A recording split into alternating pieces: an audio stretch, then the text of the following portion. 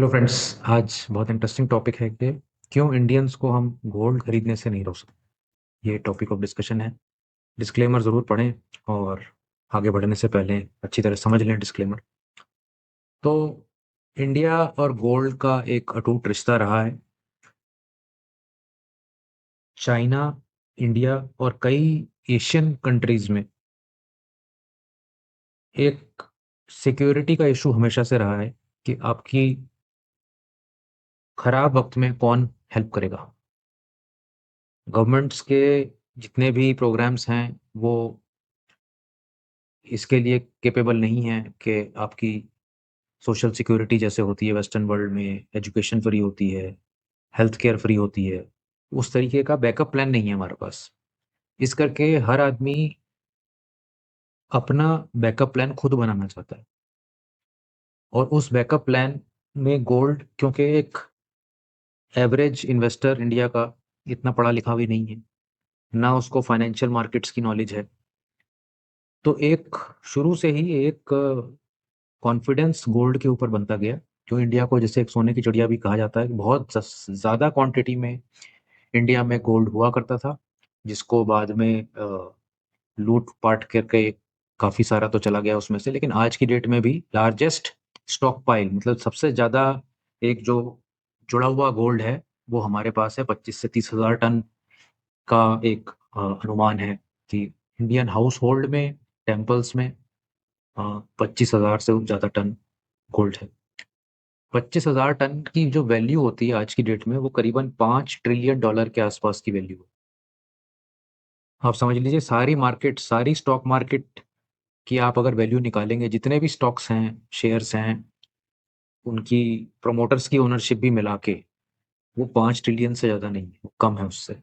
तो इंडिया की gold market जो है वो बहुत बड़ी है साइज के हिसाब से। जितना इन्वेस्टमेंट गोल्ड में इंडियंस का है, वो काफ़ी साइजेबल इन्वेस्टमेंट है। इम्पोर्ट हम करते हैं 70-72 बिलियन डॉलर का हर साल। तो एक 3,000 से 3,500 टन की एनुअल प्रोडक्शन होती है गोल्ड की वर्ल्ड में, रिफाइंड गोल्ड जो है। उसमें से 800-900 टन इंडियंस खरीद लेते हैं। अ, बाकी कुछ चाइना जाता है, कुछ और कंट्रीज में थोड़ा थोड़ा जाता है, बट 1/3 के करीबन इंडिया खरीद लेता है इसमें से। और हमारी जो कंजम्पशन है गोल्ड की, वो साल भर साल बढ़ती चली जा रही है। इस साल भी 24% ईयर ऑन ईयर ग्रोथ आई है, भाव बढ़ने के बावजूद भी। तो किलोज़ में कम हुआ है, लेकिन अमाउंट फिर भी बढ़ गया। और जैसा कि मैंने कहा कि 25 से 30% के आसपास की जो ग्लोबल गोल्ड डिमांड है, वो इंडिया से आती है। अब गवर्नमेंट ये कह रही है, मोदी जी ये कह रहे हैं कि भई गोल्ड कम खरीदो। क्यों ये कह रहे हैं ये? क्योंकि गोल्ड मोस्टली इम्पोर्ट होता है। इम्पोर्ट करने में, जैसे आपने अगर रुपए में भी गोल्ड लिया, लेकिन अल्टीमेटली वो सारा गोल्ड बाहर से आ रहा है, जो नया गोल्ड है।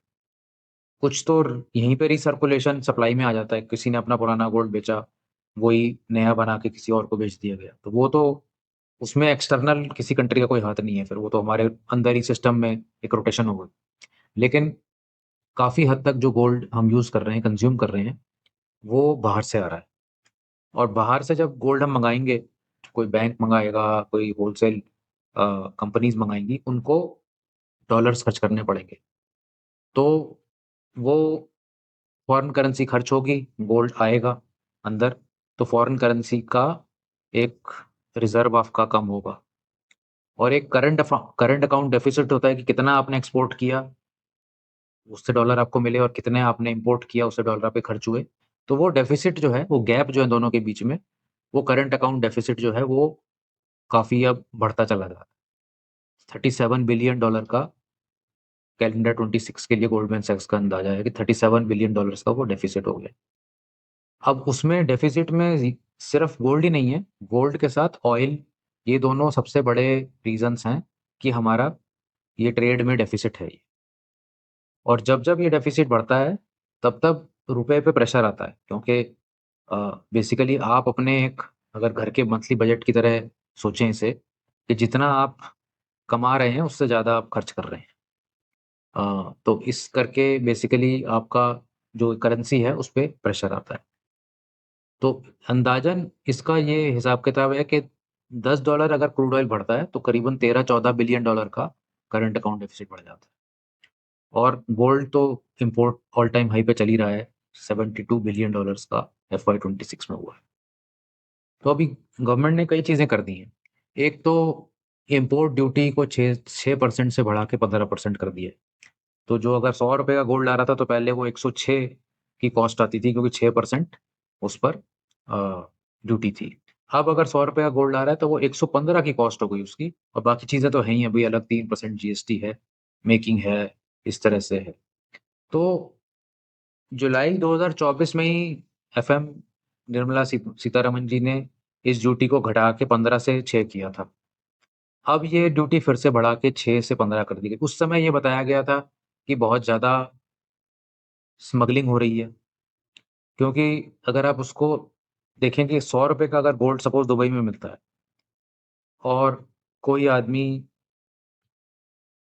आधा किलो गोल्ड, 1 किलो गोल्ड छुपा के इंडिया ले आता है, तो उसने 1 किलो गोल्ड पे जो 1.5 करोड़ का है भार, वो यहाँ आते ही 1 करोड़ 70 लाख का हो जाता है।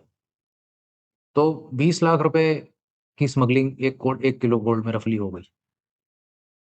तो बहुत बड़ा मार्जिन है स्मगलर्स के लिए ये और 10 तरीकों के रूट से स्मगलिंग हो रही है, बाय एयर हो रही है, बाय सी हो रही है, पहन कर आते हैं लोग और दूसरी शिपमेंट्स के अंदर आता है, कहीं कैसे बहुत तरीके हो रहे हैं जो गोल्ड अंदर आ रहा है। इसको एक्चुअली रोकना इम्पॉसिबल है। तो 2024 में ये कहा गया था कि भई ये बहुत ज़्यादा स्मगलिंग बढ़ गई है, तो अब हमें जो है इसको कट करनी पड़ेगी ड्यूटी क्योंकि 6% ड्यूटी में स्मगलर्स कहते हैं भई इतनी रिस्क लें, 6% के मारे उसमें खर्चा भी होता है उनका, लेकिन 15% में वो खुशी-खुशी करते हैं। तो 24 में ये बंद किया गया था, अब ये फिर शुरू कर दिया गया है, तो अब फिर खूब स्मगलर्स की पार्टी चल रही है अब।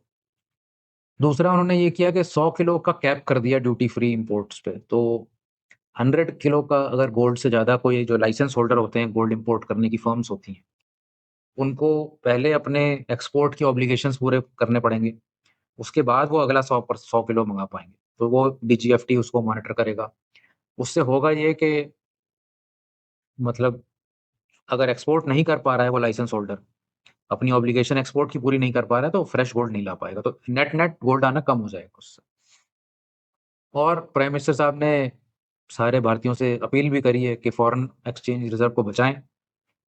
गोल्ड जब तक बिल्कुल ज़रूरत ना हो, तब तक ना खरीदें और जैसे पहले उन्होंने कई मुहिम चलाई थी कि वे अपना एलपीजी गिव अप करिए सब्सिडी को और ऑयल कंज़्यूम कम करिए, फॉरेन ट्रैवल कम करिए। इस तरह से उन्होंने फॉरेन एक्सचेंज को बचाने के लिए गोल्ड को ना खरीदने की बात करी है। अब इसका अगर हिस्ट्री हम देखें, तो ये प्रॉब्लम कोई नई प्रॉब्लम तो है नहीं। ये प्रॉब्लम तो हमारी पिछले 60-70 सालों से चल रही है। 1962 से 1968 के बीच में जब मोरारजी देसाई प्राइम मिनिस्टर थे, उन्होंने एक गोल्ड बॉन्ड और गोल्ड कंट्रोल एक्ट लाए थे उस समय, जिसमें ये कहा गया था कि इतने से ज़्यादा कि आप होल्ड नहीं कर सकते हैं गोल्ड और एक गोल्ड बॉन्ड उन्होंने लागू किया कि भई आप इसमें अपना गोल्ड जमा करिए और अगर आप नहीं जमा करेंगे, तो आप पे पेनल्टीज़ लगेंगी। तो 28 साल तक वो गोल्ड कंट्रोल एक्ट लागू रहा, जिसमें कि बहुत कम कलेक्शन हुई, सिर्फ़ 30 टन कलेक्ट हुआ और स्मगलिंग बहुत ज़्यादा बढ़ गई और लोगों ने अपना गोल्ड जो है वो एक तरह से लेजिटिमेट बुक्स से निकाल कर इल्लेजिटिमेट होल्डिंग करना शुरू कर दिया, अवैध तरीके से होल्ड करना शुरू कर दिया। फिर 1980 में जब इंदिरा गांधी जी की सरकार चल रही थी, तब उन्होंने गोल्ड बॉन्ड स्कीम्स निकाली। एक gold bond immunity exemption act निकाला 1993 का और उसमें उन्होंने कहा कि 5 साल के लिए आप गोल्ड सरकार को दीजिए, आरबीआई को, नो क्वेश्चन आस्क्ड कि आप ये गोल्ड कहाँ से लाए थे, आपका पुश्तैनी गोल्ड है, आपने खरीदा है, किस फॉर्मेट में, कुछ नहीं पूछा जाएगा। आप इसको जमा कराइए, 5 साल के बाद आपको ये टैक्स फ्री गोल्ड आपको मिल जाएगा और कंप्लीट इम्यूनिटी होगी इसमें, कोई आपसे कोई क्वेश्चन नहीं करेगा, ना टैक्स अथॉरिटी, ना वेल्थ टैक्स, कुछ नहीं। उसमें भी कोई खास पार्टिसिपेशन नहीं आई और गोल्ड की डिमांड फिर भी बढ़ती रही। फिर 2012-13 में पी चिदम्बरम साहब जब फाइनेंस मिनिस्टर थे, उन्होंने 2% जो इम्पोर्ट ड्यूटी थी वो एकदम बढ़ाकर 10% कर दी और कुछ 80-20 रूल लगा दिया कि जो अगर आप इम्पोर्ट कर रहे हैं, तो आपको फिनिश ज्वेलरी एक्सपोर्ट भी करनी पड़ेगी। उस समय भी स्मगलिंग करीबन 3 गुना बढ़ गई और ग्रे मार्केट में बेसिकली डिमांड शिफ्ट होती चली गई। तो फॉरेक्स तो बच रहा था बुक्स में, लेकिन एक्चुअली में वो मार्केट ही शिफ्ट हो गई फ्रॉम बुक्स टू कैश। फिर 2015 से 25 के बीच में मोदी गवर्नमेंट के फर्स्ट राउंड में उन्होंने गोल्ड मोनेटाइजेशन स्कीम लेके आए, सोवरेन गोल्ड बॉन्ड लेकर आए कि इन्वेस्ट करिए इसके अंदर आप, सरकार को इसमें फ़ायदा होगा। लेकिन उल्टा 1.5 लाख करोड़ का एसजीबी में नुकसान हो गया, क्योंकि वो आपने तो गोल्ड बॉन्ड खरीद लिए, सरकार ने उसकी बैकिंग बनाई नहीं और गोल्ड का प्राइस आप जानते हैं पिछले 7-8 साल में कहाँ से कहाँ गया है। तो बहुत कॉस्टली एक एक ये इवेंट रहा फाइनेंस मिनिस्ट्री के लिए।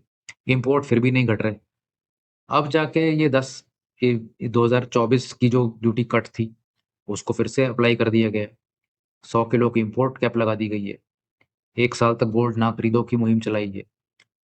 काम ये भी नहीं करने वाला है। आप अगर इंडियंस को ये कहेंगे कि आप गोल्ड ना खरीदें, तो इंडियंस और खरीदेंगे। ये सबसे बड़ी प्रॉब्लम है, क्योंकि उनको ये कॉन्फिडेंस ही नहीं है कि आप जो कह रहे हैं वो उनकी भलाई के लिए कह रहे हैं।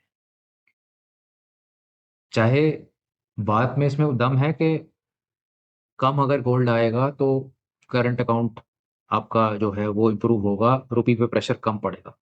लेकिन क्या आप यहाँ पर इन्फ्लेशन कंट्रोल कर पाएँगे? जिस पर्पज़ के लिए आदमी गोल्ड खरीदता है, अपनी परचेज़िंग पावर को प्रोटेक्ट करने के लिए, वो राइट तो उसके हाथ में रहना चाहिए कि मुझे अगर कोई बिना पढ़ा-लिखा आदमी भी है, उसको मालूम है कि मैं अगर गोल्ड खरीद लूँगा तो 10-12% साल के over a long period CAGR मैं इसमें से निकाल लूँगा। उसको इतनी कॉन्फिडेंस है गोल्ड, और एक्चुअली में गोल्ड की पिछले 25 सालों की सीएजीआर 14% के आसपास आई है। तो क्यों कॉन्फिडेंस लोगों का इसमें से हटेगा, जो कि 14% तो निफ्टी से भी ज़्यादा की रिटर्न्स हैं एक्चुअली। तो जितनी स्टॉक मार्केट के अंदर पैसा गया है पिछले 8-10 सालों में, उससे बहुत बड़ा अमाउंट ऑलरेडी गोल्ड की मार्केट में चल रहा है।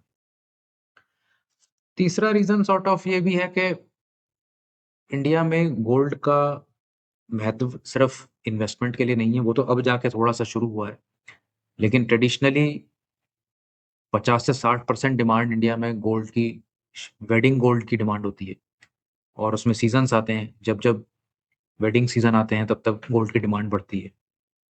रूरल इंडिया जिनके पास एक्सेस ही नहीं है मार्केट का, उनके भी ऐसा तो नहीं है कि रूरल इंडिया में किसी के पास सेविंग नहीं है। हर जगह पे छोटे-छोटे गाँव में भी ऐसी फैमिलीज़ हैं जो 4 पैसे जोड़ पा रही हैं। अब वो जुड़े हुए पैसे का क्या करें? ना तो बैंक पहुँचा है उनके पास, ना कोई उनके पास इन्वेस्टमेंट करने का ज़रिया है। तो ये सबसे बढ़िया ज़रिया यही है कि भई आप गोल्ड खरीद लिया, 5 ग्राम गोल्ड खरीद लिया, 1 ग्राम गोल्ड खरीद लिया। और गोल्ड की जो ख़ास बात है वो ये है कि आप कहीं भी, कभी भी, किसी को भी बेच सकते हैं, क्योंकि एक यूनिवर्सल प्रोडक्ट है ये। तो प्राइस जब बढ़ता है तो लोगों को लगता है कि भई और ज़्यादा ना बढ़ जाए, बच्चों की शादी आने वाली है, तो वो और जल्दी एक्यूमुलेट करना शुरू कर देते हैं। तो जब तक कोई गोल्ड की रिसाइक्लिंग की स्कीम नहीं बनेगी, जिसमें लोगों को कॉन्फिडेंस हो कि हाँ, हमने अपना गोल्ड दे दिया सरकार को, सरकार हमें 3-4% साल का उस पे ब्याज भी दे रही है और जब हम चाहेंगे हमें अपना गोल्ड मिल जाएगा वापस। ऐसा कॉन्फिडेंस एक अगले 5-10 साल में अगर बिल्ड होगा, तब जाके कुछ हद तक ये प्रॉब्लम सॉल्व हो सकती है कि हमारा गोल्ड अ, रोटेशन में आ जाए, रिसाइक्लिंग में आ जाए और हमें बाहर से गोल्ड मँगाने की ज़रूरत ना पड़े।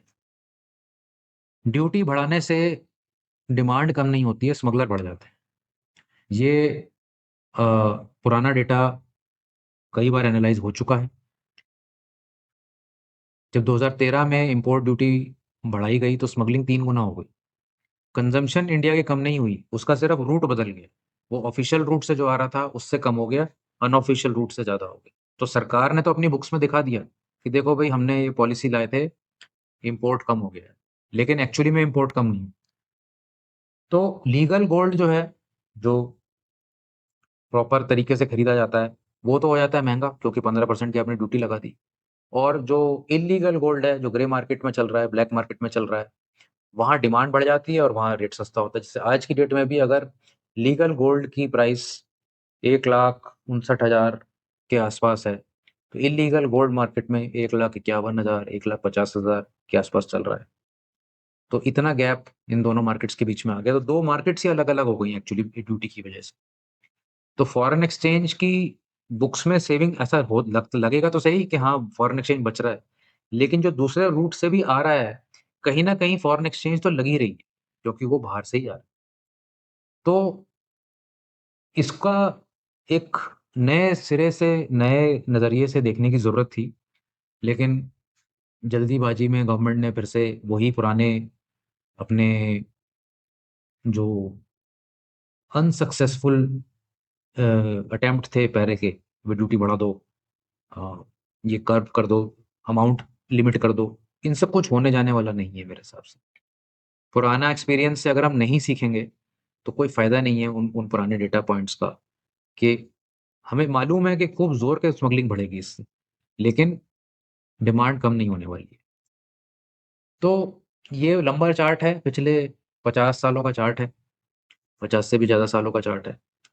इसमें आप देख रहे हैं कि अलग-अलग टाइम पे अलग-अलग गोल्ड कंट्रोल रूल्स आए 1963, 1968 gold deposit scheme, gold bond scheme, gold immunity scheme, gold deposit scheme 99, gold monetisation 2015, sovereign gold bond 2016। कोई भी स्कीम आज की डेट तक कामयाब नहीं हो पाई है। वो ठीक है कि थोड़े बहुत सक्सेस मिली, बट ये जो पूरा कॉन्सेप्ट है कि भई आप इंडियंस को गोल्ड से वंचित रखना चाहते हैं, ये लोगों को एक्सेप्टेबल ही नहीं है। तो क्यों ना गवर्नमेंट्स इस दिशा में सोचें कि भई लोग तो गोल्ड खरीदने से अपने आप रुकेंगे नहीं। तो उनको कैसे सहूलियत करी जाए कि एक एफिशिएंट स्पॉट मार्केट हो इंडिया की।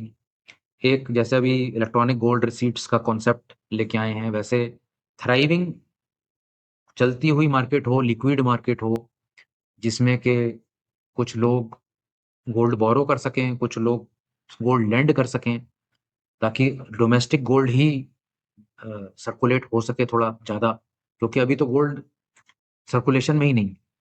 तो गोल्ड से जो लड़ाई चल रही है एडमिनिस्ट्रेशन की, वो एक पॉइंटलेस लड़ाई है, क्योंकि किसी न किसी तरीके से गोल्ड तो आ रहा है और उसको हम ठीक तरीके से मोबिलाइज़ नहीं कर पा रहे हैं उस डिमांड।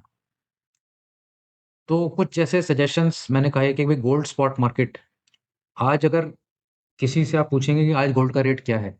तो किसी के पास आंसर नहीं है। दिल्ली में अलग रेट है, अहमदाबाद में अलग रेट है, मुंबई में अलग रेट है, किसी की कुछ न कोई 995 का रेट बताएगा आपको, कोई 24 कैरेट का बताएगा, कोई 22 कैरेट का बताएगा।